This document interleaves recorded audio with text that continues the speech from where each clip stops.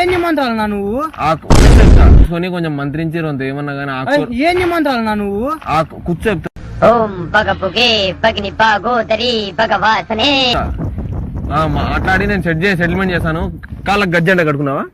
నా భోజనాలు పిలిచి తాయెత్లు వాడు గజ్జలు కాదు కట్టుకోండి కాళ్ళకి. అది ఎందుకు నల్ల దారం కట్టుకున్నాను వాడు దిష్టి తగలకుండా. నేను సెటిల్మెంట్ చేసి మాట్లాడతాను. కాదురా తిక్కనా కొడుక, నీకు అర్థం కదా చెప్తే. నువ్వు ఊర్లో నన్ను భోజనాలు పిలిచి తాయెత్లు ఏమో చేసి పడదగినట్లున్నావు. నువ్వే నేను నీకేం చెప్పిన మెల్లో తాయెత్తు కట్టుకోరా కాళ్ళకు గజ్జ కట్టుకోరా అని చెప్పి. మెల్లో తాయెత్తు కట్టుకోరా కాళ్ళకు గజ్జ కట్టుకోరా అని చెప్పిన.